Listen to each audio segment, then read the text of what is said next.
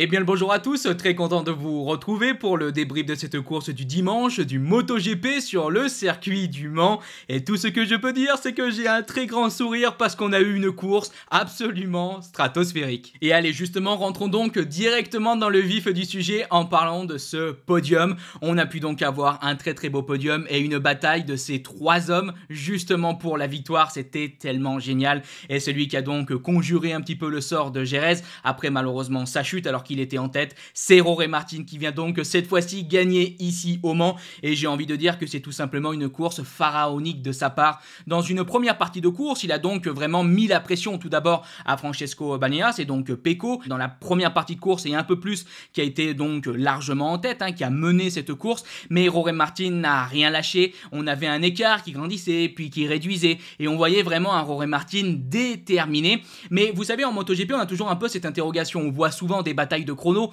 mais des fois on se demande, ouais, mais est-ce qu'on va vraiment avoir une baston en termes de dépassement? Donc, bon, les tours passés, je me disais, ça va être compliqué d'aller battre justement Pecco à ce petit jeu. On sait que quand l'Italien est justement en tête, il est extrêmement fort. Et bah justement, Jorge Martin va réussir à dépasser l'Italien et il va aussi parfaitement défendre sa place. Et on a pu voir un superbe duel entre Bagnaia et entre Martin. Et pour revenir aussi un petit peu sur Jerez, c'est ce qu'on nous avait malheureusement enlevé avec cette erreur de l'Espagnol. J'aurais bien aimé aussi voir du coup cette baston des deux anciens, on va dire, de 2023, le champion du monde en titre et le vice-champion du monde en titre. Donc là, on a pu avoir ici au Mans cette magnifique bataille entre Martin et Pecco et c'était tellement génial, mais tellement génial, cette baston, ces dépassements, cette pression, ces chronos qu'on a pu avoir. Ouais. Énorme course de la part de l'Espagnol et ça fait vraiment du bien d'avoir une telle bataille. Mais ce qui était encore mieux, c'est que finalement, on n'a pas eu uniquement deux pilotes qui se sont battus pour la victoire et qui se sont donc battus d'un point de vue général sur ce podium. On a eu aussi un troisième, c'est Marc Marquez. Marc Marquez est donc bien sur le podium et il réalise aussi quelque chose de complètement fou. Il ne faut pas oublier que la journée du samedi, du point de vue de la qualification, a été très dure pour Marquez. Malheureusement, il n'est pas arrivé à aller en Q2, il est resté en Q1 et il est donc parti 13e. Lors de la course sprint, il était aussi donc 13e, vu que la grille de départ est la même pour les deux courses. Et Marc Marquez est arrivé à aller sur le podium en sprint, mais aussi donc sur le podium lors de cette course du dimanche. Rendez-vous compte de la superbe remontée qu'a fait Marquez samedi et aujourd'hui. Marc Marquez, voilà, du grand Marc Marquez, vraiment absolument bluffant. Et ce qui est encore plus fou, c'est qu'il va donc aller chercher la deuxième place. Cette deuxième place qui était jusqu'alors pratiquement à la toute fin détenue par Francesco Bagnaia. Un Marc Marquez vraiment génial. Alors oui, il a été aidé par certaines choses. On a pu voir une petite bataille entre Martin et Bagnaia qui a permis à Marquez de rattraper du temps. Mais en partant 13e, être sur le podium, jouer la victoire pour l'Espagnol sur une Ducati, je rappelle, de 2023 comparée à la Ducati 2024 de l'Espagnol et de l'Italien. Ah ouais, quelle bataille, quelle course, quel week-end, j'ai même envie de dire. C'était absolument génial. Et troisième donc sur le podium, je pense que vous l'avez compris, c'est Francesco Bagnaia. On va dire qu'entre guillemets, c'est le perdant de ce podium. Mais quelle course aussi de sa part. Il ne faut pas oublier, du point de vue des statistiques, que Pecco n'est jamais monté sur le podium en MotoGP ici au Mans. Il y a toujours eu des problèmes. Soit il chutait, soit il avait été emmené, rappelez-vous, dans la chute avec Maverick Viñales, pardon, c'était l'année dernière. Il y avait toujours un petit problème, un petit couac. Et bah là, on a vu quand même un Pecco être vraiment déterminé. Il a joué la victoire pratiquement jusqu'à la fin, même on peut le dire, il a joué la victoire jusqu'au tout dernier tour. Il est sur le podium, premier podium donc ici au Mans en MotoGP pour lui. C'est quand même dans l'ensemble vraiment une superbe bataille. On peut comprendre donc qu'il y a un petit peu de déception parce que oui, on voulait plus ici au Mans, on voulait clairement gagner et surtout reprendre des points au championnat du monde à Martin. Mais ouais, vraiment un podium génial, trois hommes qui se sont parfaitement battus en dépassement, en chrono.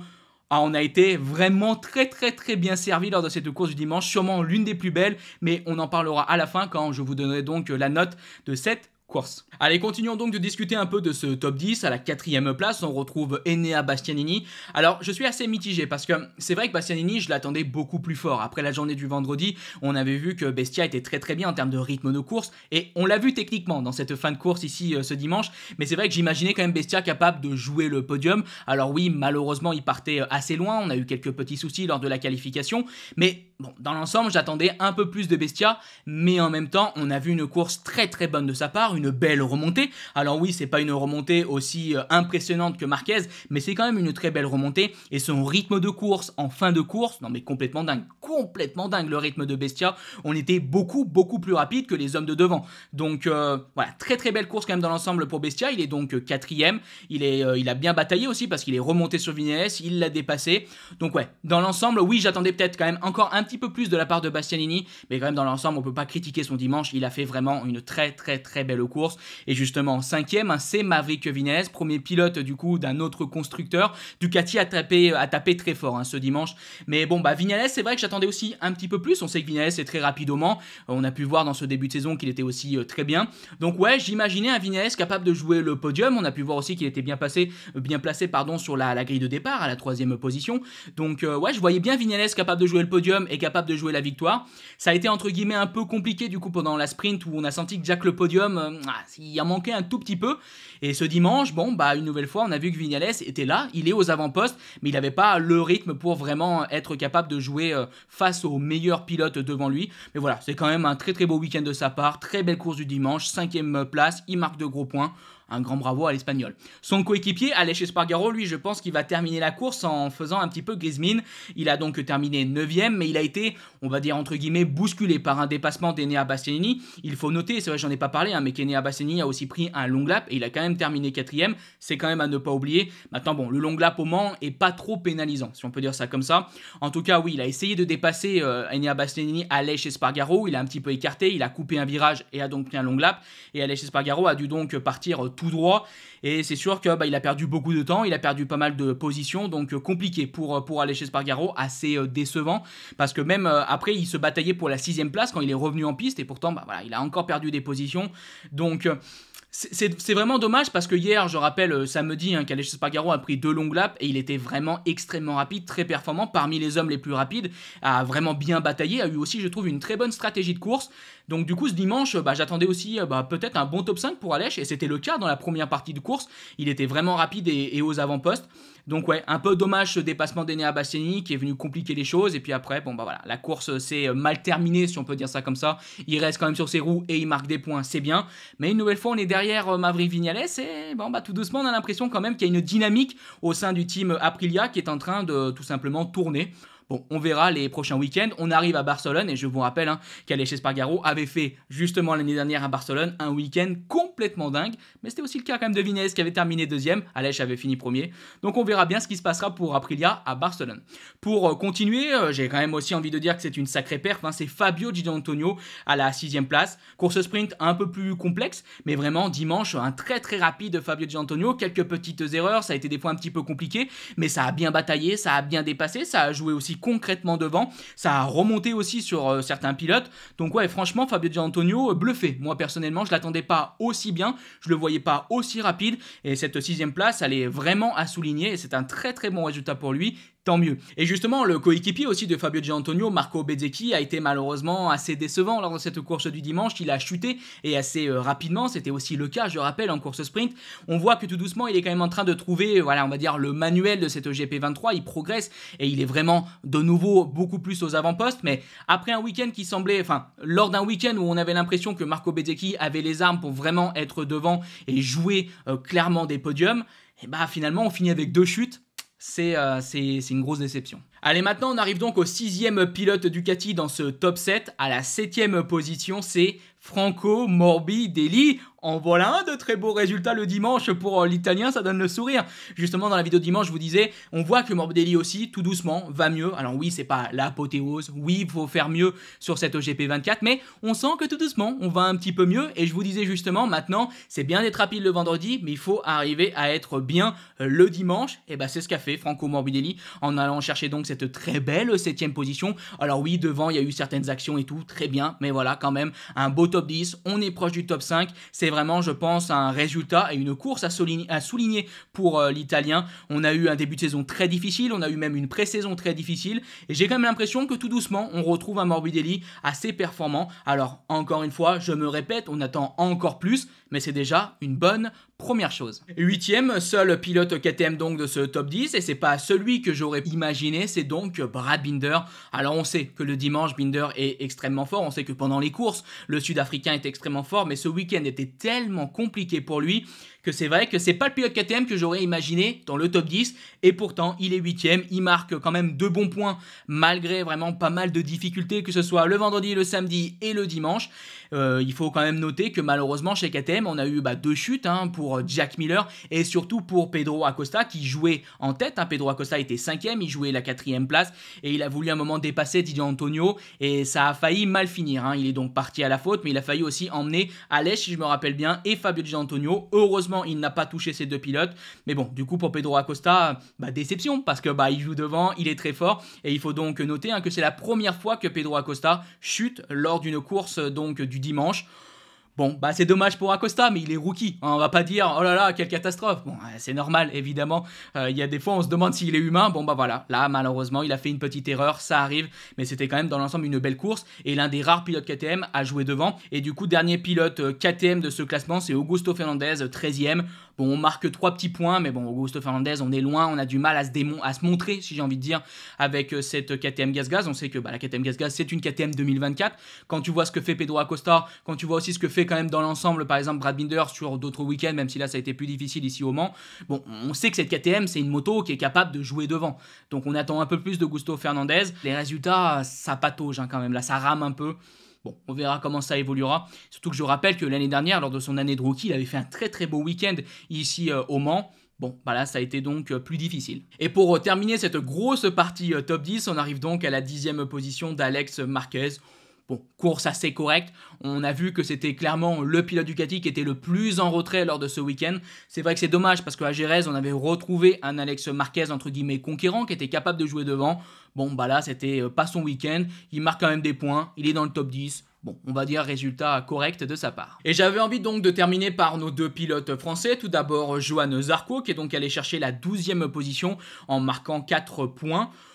Bon, Johan Zarco, c'est difficile, mais c'est la Honda qui est difficile d'un point de vue général. Alors, bon, voilà, Luca Marini est encore dernier, Takahaki Nakagami est avant-dernier. Bon, voilà, d'un point de vue général, pour Honda, c'est vraiment très dur. C'était déjà le cas samedi où vraiment les résultats étaient compliqués. Vendredi, c'était déjà le cas. Du coup, là, ce dimanche, c'est une nouvelle fois le cas. Il y a aussi la chute de Joan Mir. Donc bon, voilà, la Honda est très très loin. Je pense qu'on en reparlera peut-être dans un autre sujet avec les quelques déclarations qu'a justement pu faire Johan Zarco. Bon, aujourd'hui, même si on est au Mans et même si évidemment on aurait voulu voir un Johan Zarco capable de jouer devant, la moto est beaucoup trop loin. Donc bon, 12e place, on marque quelques points importants. C'est quand même bien, je trouve, dans l'ensemble, la performance du pilote français. On fait avec ce qu'on a et on espère clairement qu'il y aura des jours plus positifs. Celui par contre qui, je trouve, a fait un week-end absolument génial et vraiment, véritablement donc une superbe course, c'est Fabio Quartararo. Alors je sais, la finalité c'est que malheureusement le pilote français a chuté. Alors beaucoup diront, du coup c'est nul. Non, moi je trouve pas. Je trouve que dans l'ensemble la course du pilote français est vraiment très bonne. Il s'est bataillé jusqu'à la 6e position. Rendez-vous compte quand même. On sait que c'est quand même très difficile avec la Yamaha. Alex Rins par exemple, il a terminé 15e. On est très loin pour Alex Rins. Donc voir Fabio capable de titiller, on va dire, le top 5, d'être en tout cas dans le top 10, il était 9e, 8e, bref, ça a bataillé. Alors bien évidemment qu'il a aussi profité des quelques problèmes de certains pilotes devant, mais dans l'ensemble, c'était vraiment super, ce que je trouve, ce qu'a pu proposer Fabio. Alors peut-être que du coup, on a voulu en faire un petit peu trop. Malheureusement, on est donc parti à la faute. Alors oui, la finalité est négative, mais je trouve que l'ensemble de ce week-end et du coup, toute cette course avant sa chute est vraiment très très positive. Il a montré de très belles choses. Il a fait le show, il a fait le spectacle ici au Mans en France et je pense que ça c'est très important et un grand merci à Fabio pour ça.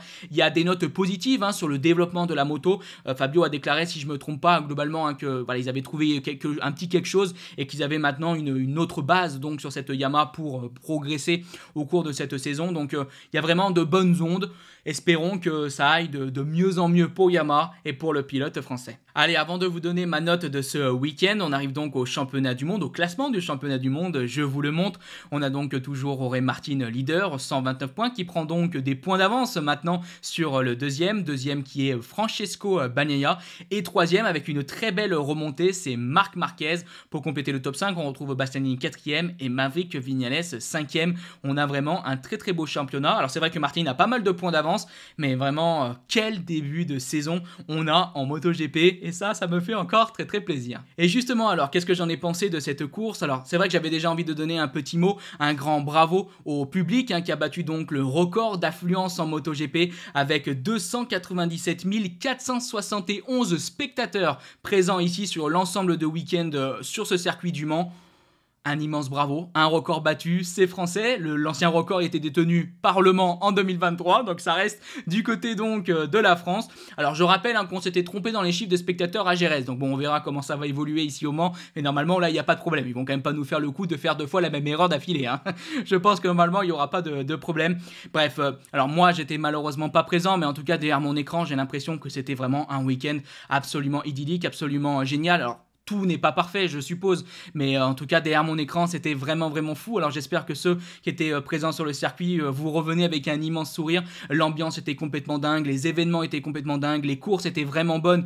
Bon, samedi c'était une bonne course, dimanche c'était une course vraiment exceptionnelle, donc j'espère que pour ceux qui étaient présents vous avez passé un très bon moment. Moi en tout cas derrière mon écran j'ai adoré, et ce week-end du Mans reste encore une fois, je pense, l'un voire le meilleur week-end de cette saison, mais bon, il y a encore beaucoup de week-ends à venir. En tout cas, du point de vue de la note de cette course, moi je vais mettre 19 sur 20. Alors, vous savez, si vous suivez les vidéos, c'est pas souvent que je mets une note très élevée, mais là pour moi, c'était une course absolument géniale. Dans ses rebondissements, dans la bataille pour la victoire, pour le podium. Ouais, j'ai envie de mettre 19, j'enlève un petit point parce que voilà, chute de Fabio, bon, c'est dommage pour la chute de Fabio, mais ouais, un bon 19 sur 20. J'espère qu'on aura encore de meilleures courses au cours de cette saison, mais là vraiment, Jerez, la course était géniale. Là, on a, je trouve, une course encore mieux. Je suis ravi. Je suis vraiment ravi et je suis très content aussi que ça se passe donc sur le circuit du Mans. Donc voilà, dans l'ensemble, très content de cette course, très content de ce week-end. Bon, on arrive donc maintenant à la fin de cette vidéo. Si elle vous a plu, n'hésitez pas à la liker, partager, commenter. On se donne donc rendez-vous dans quelques jours. Je pense soit demain, soit mardi, mais je pense que ça sera donc mardi. Bref, je vous dis bye bye les potes. Ciao.